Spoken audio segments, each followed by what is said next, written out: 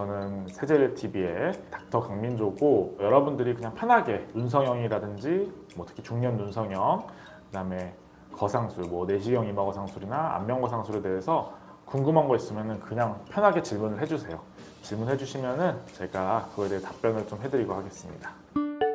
30대 이마 거상 해도 되나요? 눈매 교정, 뭐 실리프팅 먼저 하는 게 나을까요? 뭐 이렇게 얘기하셨는데, 내시경 이마 거상 수술이 2, 3년 사이에 굉장히 수요가 많이 증가한 것 같아요. 그 전에는 주로 중년분들이나 소수의 젊은 분들이 하시던 수술이었었는데, 최근에는 20, 30대 분들도 많이 하시거든요. 사실 내시경 이마 거상 수술은 그 수술이 필요한지 판단하는 게 중요하거든요. 나이가 뭐 기준이 되진 않기 때문에 30대시라 하더라도 내시경 이마 거상 수술을 하기에 적합한 케이스라고 하면은 하시면 됩니다.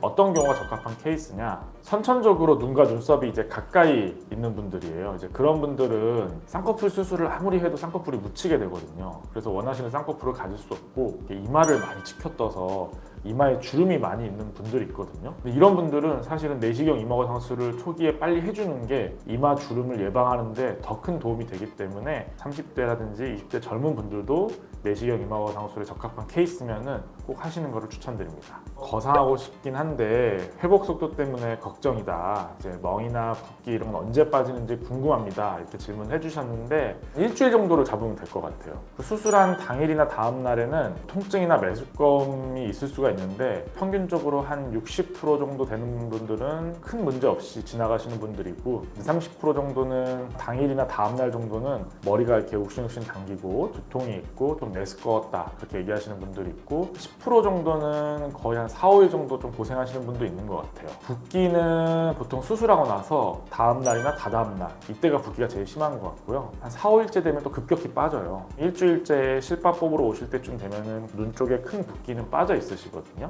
그쯤 되면은 사람들은 만날만 하다. 30대인데 이제 하려고 준비 중이시라고 하는 분도 있는데, 뭐 30대에서 꼭 다 해야 된다 이런 건 아니고, 수술을 하기에 적합한 적응증이신 경우에는 수술을 하시면 좋습니다. 눈이랑 눈썹이 가까우면 인상이 세 보이긴 합니다. 우리 얼굴에서 인상이 사납다, 부드럽다 하는 거에 가장 큰 요인이 눈과 눈썹 사이 간격이에요. 간격이 좁아지면 인상이 사나워지고, 이 간격이 조금 멀어지면 인상이 굉장히 부드러워지거든요. 눈썹을 아래 내려볼게요. 이렇게. 뭔가 사납고 답답해 보이죠? 올리면은 인상이 훨씬 부드러워져요. 수술 전에 상담 갔을 때 꼭 확인해라 하는 것들이 있을까요? 그 질문을 해주셨어요. 상담을 가셔서 전후 사진을 보여달라고 하고 두 가지를 볼 것 같아요. 수술하고 나서 6개월 이후에도 잘 유지되고 있는 그런 케이스들이 많이 있는지 그걸 꼭 확인하시고요. 또 한 가지는 수술하신 분들의 회복 과정, 수술 당일, 다음 날, 일주일 회복하는 과정의 사진을 좀 보여달라고 할 것 같아요. 이 원장님이 수술을 했을 때 회복하는 이 속도를 봤을 때 얼마나 이제 수술이 깔끔하게 하시느냐, 이런 것들을 확인해 볼 수 있을 것 같아요. 자, 그 사이에 글들이 많이 있어서 잠깐만요. 이마가 상하고 너무 가려운데 살짝 긁어도 괜찮을까요? 가려우면은 뭐 긁어야지 어떡해요. 이마거상 수술을 하게 되면은 많이들 불편해 하시는 게, 이마나 두피 쪽에 이제 감각이 처음에 없어서 불편해 하세요. 감각이 돌아오는 과정에서 전기통하는 것처럼 찌릿찌릿하고 간질간질하고 하는 이런 이상 감각들이 있을 수가 있는데, 물론 별로 없는 분도 있어요.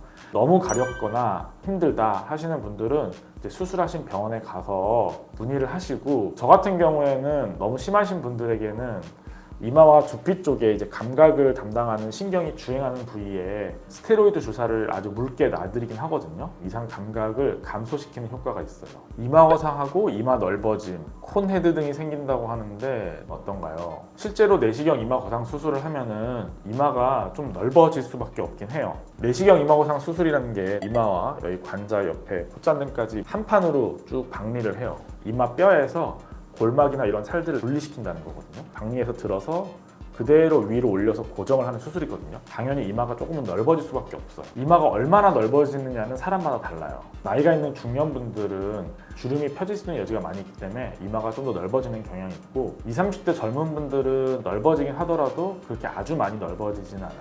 콘헤드라고 하는 건 불룩하고 그런 모습을 얘기하시는 것 같은데, 수술하게 되면은 이마의 골막이나 이런 근막을 위로 올려서 이제 고정을 하면, 고정한 주변에는 아무래도 안에 조직이 살짝 울어서 처음에는 그렇게 보일 보이실 수 있는데 시간이 지나고 붓기가 빠지면 다 펴질 것으로 보입니다. 개인적으로 실리프팅 비추하셨는데 실리프팅이 꼭 나쁜 건 아니에요. 실리프팅, 미니거상, 안면거상 다 장단점이 있거든요. 실리프팅의 장점은 간단한 시술이다라는 거죠. 시술 받고 그냥 바로 일상생활 하실 수 있다, 이런 장점이 있으니까 나쁘다고 볼 수는 없을 것 같아요. 원장님, 그러면 아주 솔직히 흉터 크림 바르는 거 어떻게 생각하세요? 흉터 연고를 이제 얘기하는 것 같아요. 교과서적으로는 흉터를 관리하는 방법이 실리콘 시트라고 해서 상처 부위나 아니면 상처가 아문 부위나 이런 데다가 붙여주게 되면 도움이 된다, 이런 보고는 있어요. 실리콘 시트 제품을 연고 형식으로 만들어서 좀 편리하게 쓸 수 있게 만든 제품들이 흉터 연고의 대부분이긴 해요. 바르면은 뭐 도움은 될 거다? 뭐 그 정도로 말씀을 드릴게요. 가장 중요한 거는